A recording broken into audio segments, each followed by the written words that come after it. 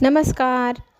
तू ही रे माझा मितवा ह्या सिरियलच्या आजच्या भागामध्ये आपण पाहत आहोत नम्रतेच्या सोबत बोलताना आजीला इथे वल्लवी ऐकते आणि तिथे येऊन आजींना प्रश्न विचारू लागते की तुम्ही कोणाला फोन केलं होतं. तर आजी सांगू लागते, हे बघ आता तू ह्या गोष्टीला स्वीकार की आकाश आणि नम्रता यांचं लग्न व्हायला हवं, कारण मी आता त्यांना बोलणी करण्यासाठी आपल्याकडे बोलवले.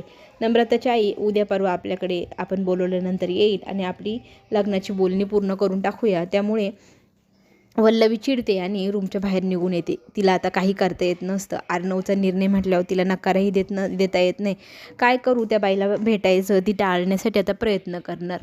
इथे दुसऱ्या दिवशी सकाळी सगळेजण गप्पा गोष्टी मारत हॉलमध्ये बसलेले असतात. मग गप्पा मारता मारता इथे सगळ्यांच्या मोबाईलला ती न्यूज येते, ज्याच्यामध्ये 3 महिन्यापूर्वीचा मृतदेह एका बॅगमध्ये पॅक असलेलं सगळ्यांनी वाचले. त्यातच ती न्यूज मामा मग न्यूजपेपरमध्ये पण वाचू लागतात.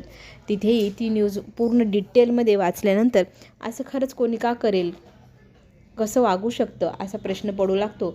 तर इथे एक वकील म्हणून राजेश म्हणू लागतो की हे बघा, ज्याला गुन्हा करायचा आहे तो घाबरत नाही आणि गुन्हा करून तो मोकाट फिरू शकतो, कारण वकिलांकडनं त्यांनी बरोबर सगळे आपले धागेदोरे मिळवून स्वतःला वाचवण्याचा प्रयत्न ते करत असतात. असे कितीतरी केसेस आहे, मी त्या रोज बघतो. कोर्टामध्ये काहीही सिद्ध करता येऊ शकतं, खऱ्याचं खोटं, खोट्याचं खरं. आणि खरंच असे काही व्यक्ती कसे वागू शकतात असा प्रश्नही इथे तो सगळ्यांसमोर बोलून दाखवतो. आणि त्याच वेळेला अर्णव म्हणू लागतो, खरंच काही काही लोक फार छत्तीस दिमाग असतात, चुकीचं वागतात, चुकीचं करतात आणि सगळ्यांना असं वाटतं की तो निर्दोष सुटेलही. पण एक ना एक दिवस असं नक्की होतं की जो चुकीचा वागणारा आहे तो एक दिवस पकडला जातो आणि त्याला त्याच्या गुन्ह्याची शिक्षा एक ना एक दिवस दिलीच जाते. बघा आता हा मृतदेह 3 महिन्यांनी जरी बाहेर आला असेल तरी त्या व्यक्तीला नक्कीच शिक्षा मिळेल. त्याला वाटत असेल की तो मोकाट फिरू शकतो, पण तसं नाही. पोलीस बरोबर शोधून काढतात आणि ह्या सत्यापर्यंतही पोलीस लवकरात लवकर जातीलच. अंजली पण म्हणत असते एका स्त्रीला असं कसं कोणी करू शकतं. मला तर असं वाटतं त्या नराधमाला खूप कडक शिक्षा व्हावी, ज्याने असं कृत्य केलं. एखाद्या बाईला पेटीत बंद करून पुरून टाकावं. आणि ह्याच वेळेला इथे अर्णव आणि मामा राकेशची मजा घेऊ लागतात, घाबरवू लागतात. राकेशच्या चेहऱ्यावरती घाम फुटतो, तो कसले तरी विचारात आहे असं दिसू लागतं आणि ह्यावेळेला वाद न घालताच तो तिथून निघून जातो. कारण पेपरमध्ये ते स्थळ वाचलं ज्या ठिकाणी पेटी पुरण्यात आलेली होती, ती जागा म्हणजे राकेशनीच त्या ठिकाणी पुरलेलं मडं होतं. ते मडं म्हणजे आपल्या पहिल्या बायकोचं, जिचं नाव आहे शलाखा. शलाखाताई ज्या वेळेला ईश्वरीला भेटायला तिथे आली होती, ती राजेशच्या तावडीत सापडली. तो तिचा पहिला नवरा. त्याने तिला 2 दिवस तिथे बेशुद्ध करून ठेवलेलं होतं. पण एक दिवस ईश्वरी दरवाजा वाजवत असताना त्याने खूप जोरात तिचं तोंड दाबलं आणि त्या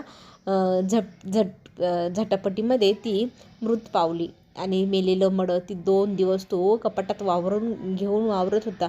त्यानंतर त्याने चालाखीने ते एका पेटीत सुटकेसमध्ये बंद केलं आणि घेऊन चाललेला असताना ईश्वरी त्याला विचारत होते की ह्या सुटकेसमध्ये काय. तर तो म्हणतो, मी डोनेट करायला वह्या, पुस्तकं, कपडे घेऊन चाललो आहे, कारण मला गरजवंतांची मदत करायला आवडतं. ते सगळे क्षण त्याला आठवू लागतात आणि त्याला ते क्षणही आठवू लागतात ज्या वेळेला त्याने शलाखाला शलाखाच्या नावाने ईश्वरीला मेसेज केलेले की मी बाहेर चालले, मी माझ्या नवऱ्याकडे राहणार, आम्ही खूप आनंदी आहोत. हे सगळं त्यांनी स्वतः टाईप केलेलं शलाक्याच्या वतीने. आता तो मोबाईल हा त्यांच्याच रूमवरती राहिला आहे, तो लवकरात लवकर मिळवायला हवा, म्हणून तो रात्रीच त्या ठिकाणी जायला निघतो. आणि जिथे भाड्याने तो पहिले ईश्वरीच्या घराच्या खोलीत राहायचं तिथे गेलेला असतो आणि तिथे जाऊन तो पाहतो तर नम्रता फोनवर रोमॅन्टिक पद्धतीने बोलत असते, फिरत असते आणि ती नेमकी त्या रूमच्या बाहेर असते. आणि त्यातच आत्या त्याला बघते की काय, ओळखते काय, त्या भीतीपोटी आत्याला पाहून तो लगेच तिथून निघून जायला हवं म्हणत गुपचूप दबक्या पावलांनी मागे फिरून निघून जातो.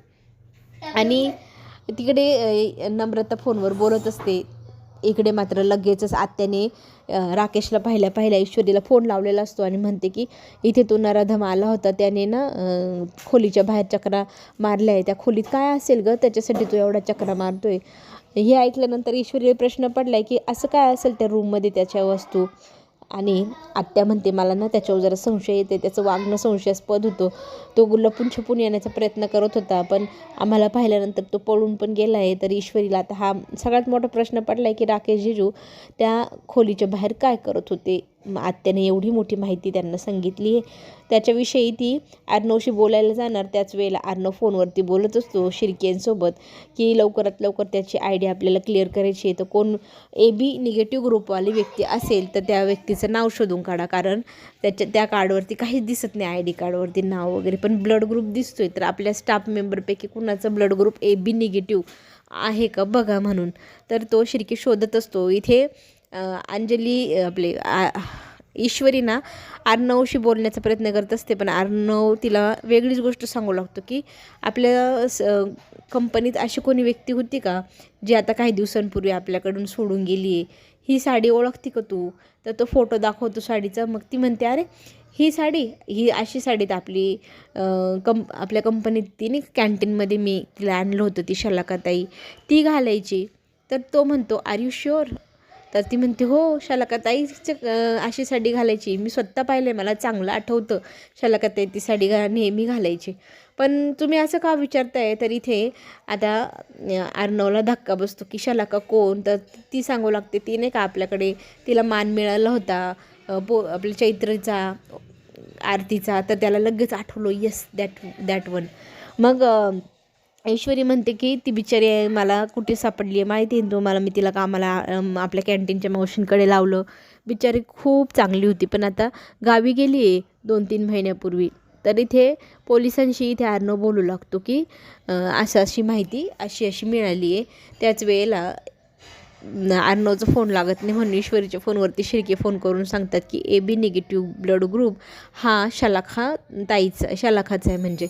मग आता ईश्वरी म्हणू लागते की शलाखाचा ब्लड ग्रुप पण शोधताय, हे काय प्रकरण चाललं आहे आज, हा कुठल्या विषयात हा अर्णव बोलतोय हे काय ईश्वरीला नीटचं कळेना. तर ती त्याला क्लिअर करायला जाते की शिर्केंचा फोन होता, शलाकाताईचा ब्लड ग्रुप AB निगेटिव्ह होता असं त्यांनी सांगितलं आहे. तर त्याचं कारण विचारू लागते, काय प्रकार चालला आहे. तर अर्णव सांगू लागतो की पोलिसांना काल जी न्यूज आपण आज वाचलेली, काल त्यांना बॉडी मिळाली आहे एका सुटकेसमध्ये, आणि ती बॉडीचा जो ब्लड ग्रुप आहे तो AB निगेटिव्ह आहे. तिथे सात्विक कलेक्शनचं ID कार्ड होतं आणि ही साडी त्याच बाईच्या अंगावरची साडी होती असं म्हटल्यानंतर ईश्वरीला विश्वासच बसेना. तिच्या समोर डायरेक्ट शलाकाताईचा चेहरा दिसू लागतो. शलाकाच्या ताईच्या आठवणीने ती व्याकुळ होऊ लागते. ती म्हणते असं कसे शक्य आहे, शलाकाताई मला सांगून गेली की मी गावी चालले, 3 महिने झाले तिला जाऊन, नवरा तिच्याकडे परत आला, ती आनंदाने त्याच्यासोबत राहणार, एवढ्या सगळ्या गोष्टी तिने मला मेसेज करून सांगितलेल्या आहे, आणि तुम्ही म्हणते की ती हे जग सोडून गेली, शक्य नाही. पण अर्णव म्हणतो आता पोलीस आल्यावर आपल्याला कळेल, जर ही शक्य नाही तर आपल्याला शलाकाताईला शोधायलाच हवं. इथे ती गरगरायला लागतं म्हणून लगेच तिला अर्णव सावरतो आणि अर्णव तिला एका खुर्चीत बसवतो. तिला म्हणतो की तू शांत हो पहिले. ईश्वरी इथे ढसढसं रडू लागलेली असते. तिला फार वाईट वाटत असतं. खरंच शलाकाताईला कोणतरी मारून टाकला असेल का बिचारी. ती हे मुंबईमध्ये तिच्या नवऱ्याला शोधायला आली होती, तिचा नवरा तिला किती त्रास द्यायचा, हे सगळ्या गोष्टी आठवून तिला फार नकोसं होऊ लागतं. बिचाऱ्या ताईला किती सहन करावं लागलं, तिचं आयुष्य कसं होऊन गेलं आहे. शलाकाताईच्या आठवणीने तिचा जीव हुरहुर करू लागतो, रडू करू लागतो. मग ती रडत असताना आपल्या अर्णवला मिठी मारते की शलाकाताई आपल्याला सोडून कशी काय जाऊ शकते. खूप इमोशनल झालेली असते, रडत असते शलाकाताईच्या आठवणीने, आणि रडता रडता अर्णव तिला सावरू लागतो आणि अर्णव तिला शांत करून म्हणतो की हे बघ आता शांत हो, आता एक गोष्ट मला नीट आठवून सांग. तर ती त्याला सगळ्या गोष्टी, सगळे मोबाईलचे मेसेजेस दाखवू लागते. आणि दुसऱ्या दिवशी सकाळी इकडे मात्र राकेशला टेन्शन आलेलं असतं की त्याला खोलीत जाता आलं नाही, त्याचं सामान काढता आलेलं नाही शलाकाचं. त्याच वेळेला इथे अंजली त्याला स्वेटर्स दाखवत असते, आपल्या बाळासाठी घेऊ का हे सगळं सामान. तर तिच्यावरती जोरात हेपकावून येतो तो राकेश. चिडून तिला म्हणतो की काय तुझं सारखं दिसत नाही का मी टेन्शनमध्ये आहे. तर तिला वाईट वाटतं की सॉरी, मी तुम्हाला त्रास दिला का, मी जाते इथून. मग पुन्हा तो स्वतःला सावरतो म्हणतो, बोल काय म्हणतो ती, सॉरी मी ना वेगळ्याच टेन्शनमध्ये होतो म्हणून तुझ्यावरती रागवलं.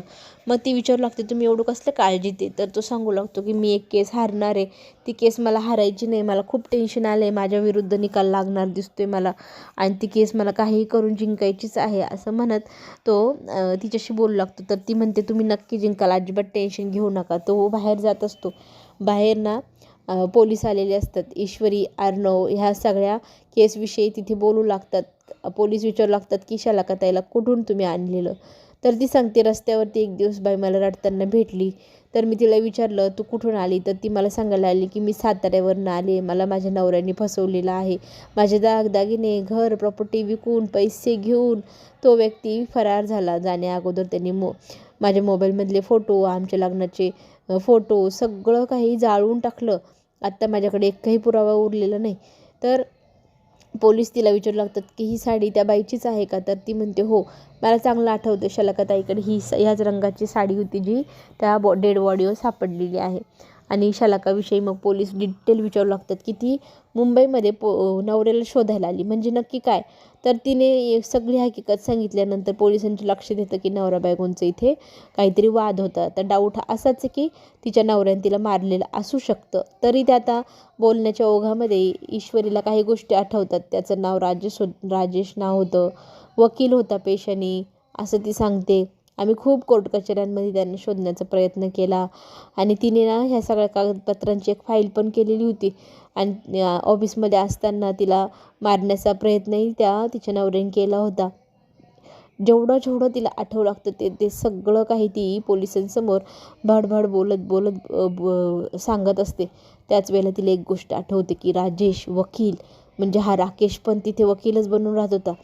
मग ती त्या खोलीमध्ये आता जाणार. तिथे गेल्यानंतर काही गोष्टींची तपासणी करणार. त्यात तिला शलाखाची फाईल भेटली. ओ माय गॉड, शलाकाताईची फाईल, मोबाईल ह्या खोलीत. म्हणजे तो व्यक्ती दुसरा तिसरा कोणी नसून राजेश हाच आहे. आत्ता काही राकेशची खेर नाही, कारण ईश्वरीने सत्य शोधून काढलेलं आहे. तिच्याकडे पुरावे पण मिळाले तिला आणि ती सगळ्यात पहिले घरी जाऊन अर्णवला हे सगळं सत्य सांगते. इथे राकेश ज्या वेळेला पोचतो त्यावेळेला इथे काहीही त्याला हाती लागत नाही, कारण अगोदरच ते सगळं ईश्वरी घेऊन गेलेले आहे. अर्णवला दाखवलेलं आहे तिने. आता अर्णव आणि ईश्वरी हे दोघंजणं मिळून राकेशला सक्त सजा देऊ शकतील का, सगळ्यांसमोर हे सत्य आणू शकतील का,